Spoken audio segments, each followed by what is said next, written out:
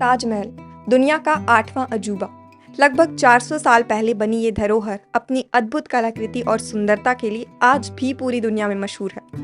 विश्व के सभी कोनों से लोग इसे आज भी देखने आते हैं और आज भी ये सभी दर्शकों को उतना ही आश्चर्य में डाल देती है।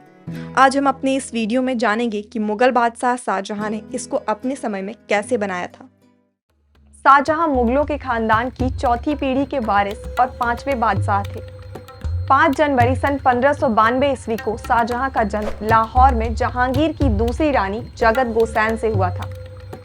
इनका स्वभाव अपने पिता के स्वभाव से बिल्कुल अलग था। वैसे तो शाहजहां की अय्याशी के बहुत से किस्से फेमस हैं, लेकिन जब तक उनकी बीवी मुमताज जिंदा रही वो पूरी तरह से उनको समर्पित थे।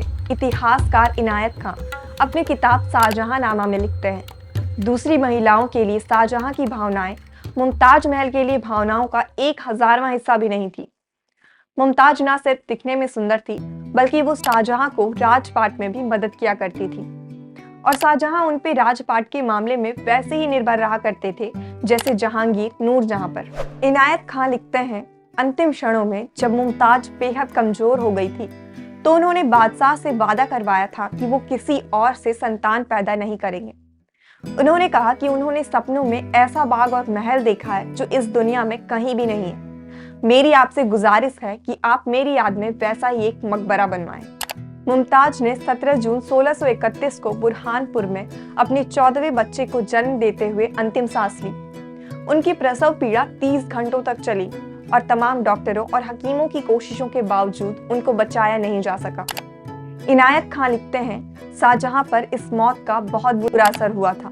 वो इतने गमगीन हो गए थे कि पूरे 1 हफ्ते तक ना वो अपने कक्ष से बाहर आए और ना ही उन्होंने राजपाट के किसी कार्य में हिस्सा लिया।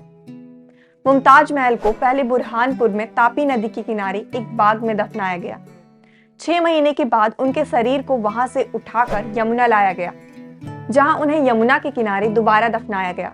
वहीं पर शाहजहां ने उनका एक मकबरा बनवाया जिसका नाम रौज़ा-ए मुनव्वरा दिया गया, जिसे बाद में ताजमहल कहा जाने लगा। मीर अब्दुल करीम और मुकाबत खां को इस मकबरे को बनवाने का जिम्मा सौंपा गया था। मुकाबत खां शाहजहां के शासन में निर्माण मंत्री थे और उन्हीं को शाहजहां के नए शहर शाहजहानाबाद बनवाने का जिम्मा सौंपा गया था और उनके देखरेख में ही लाल किले का निर्माण भी हुआ था। ताजमहल के निर्माण का काम जनवरी 1632 में शुरू हुआ था।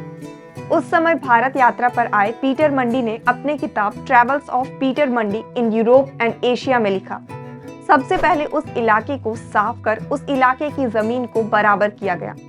उसके बाद हजारों मजदूरों ने दिन रात काम कर उसके नींव की खुदाई की और इस बात का विशेष ध्यान रखा गया कि पास में बहने वाली यमुना नदी का पानी रिस कर उसमें न आ जाए। इसके बाद 970 फीट लंबा और 364 फीट चौड़ा चबूतरा बनाया गया, जिसके ऊपर मकबरा बनाया गया।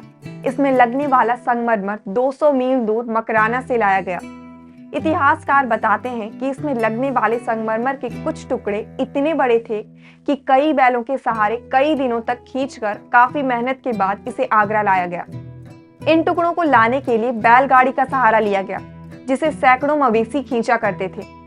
मशहूर इतिहासकार और लेखक डायना और माइकल प्रिस्टन लिखते हैं कि ताजमहल को बनाते समय एक बहुत बड़ा मचान बनाया गया था और जब काम पूरा हो गया तो शाहजहां को बताया गया कि इस मचान को गिराने में 5 साल का समय लगेगा। इस पर शाहजहां ने आदेश दिया कि गिराई गई सारी ईंटें उन मजदूरों की हो जाएगी। नतीजा ये हुआ कि रातों रात उस मचान को गिरा दिया गया।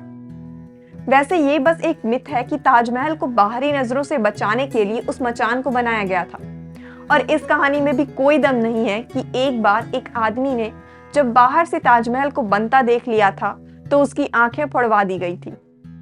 और ये भी बस एक मिथ ही है कि शाहजहां ने ताजमहल बनाने वाले सारे मजदूरों के हाथ कटवा दिए थे ताकि दुनिया के इस 8वें अजूबे को कहीं और न बनाया जा सके। अमानत खां को ताजमहल में कुरान के आयातों की नक्काशी करने की जिम्मेदारी दी गई थी। वो अकेले शख्स थे जिन्हें शाहजहां ने ताजमहल पर अपना नाम लिखने की इजाजत दी थी। ताजमहल पर फूलों की नक्काशी इतनी जबरदस्त थी कि 2 शताब्दी के बाद एक रशियन लेखिका हेलेना ब्लावत्स्की ने लिखा, ताजमहल की दीवारों पर बनाए गए फूल इतने असली दिखते हैं कि उनको छूने के लिए आपके हाथ अपने आप आगे बढ़ जाएंगे कि कहीं वो असली के फूल तो नहीं है। ताजमहल की इमारत में 40 अलग अलग किस्म के रत्न जड़े गए थे, जिसको एशिया के अलग अलग हिस्सों से मंगवाया गया था। हरे रंग के पत्थर जेड को सिल्क रूट से काटकर चीन से लाया गया था। नीले रंग के पत्थर लापीस लजूली को अफगानिस्तान से मंगवाया गया था। फिरोजा को तिब्बत से लाया गया था, जबकि मूंगों को अरब और लाल सागर से लाया गया था। पाइल अंबर के पत्थरों को बर्मा के ऊपरी हिस्सों से और माणिक को श्रीलंका से लाया गया था और लहसुनिया पत्थर को मिस्र की घाटी से मंगवाया गया था। शाहजहां के समय के इतिहासकार अब्दुल हमीद लाहौरी ने बादशाहनामा में ताजमहल के बनने की कीमत उस समय के हिसाब से 50 लाख रुपए आंकी थी, लेकिन दूसरे इतिहासकारों की माने तो ये कीमत सिर्फ मजदूरों को दिए जाने वाले वेतन की कीमत थी। इसमें सामान के मूल्य को शामिल नहीं किया गया था। बाद में मिले दस्तावेजों के अनुसार कुछ इतिहासकारों ने ताजमहल के बनने की कीमत उस समय के हिसाब से 4 करोड़ रुपए आंकी। जब 1659 में शाहजहां के बेटे औरंगजेब ने अपने पिता को गद्दी से उतारकर उन्हें कैद कर दिया, तो कुछ दिनों के बाद वे बीमार रहने लगे और जब उन्हें ये लगने लगा कि उनके पास बहुत अधिक समय नहीं बचा है, तो उन्होंने इच्छा प्रकट की कि उनको ऐसी जगह पर रखा जाए जहां से वो अपने द्वारा बनाए गए ताजमहल को हमेशा देख सकें। उसी जगह पर कश्मीरी शॉल में लिपटे हुए शाहजहां ने 21 जनवरी 1666 को अपनी अंतिम सांस ली। उस समय उनकी बेटी जहांआरा उनके साथ थी। उनकी बेटी की इच्छा थी कि उनका अंतिम संस्कार राजशाही ढंग से किया जाए, लेकिन औरंगजेब ने उसकी इच्छा का सम्मान नहीं किया और उनको चुपचाप उनकी बीवी मुमताज महल की कब्र के बगल में दफन कर दिया गया। आपको हमारी ये वीडियो कैसी लगी वो हमें नीचे कमेंट बॉक्स में लिखकर जरूर बताएं। मिलते हैं आपसे अगले किसी वीडियो में। Thank you.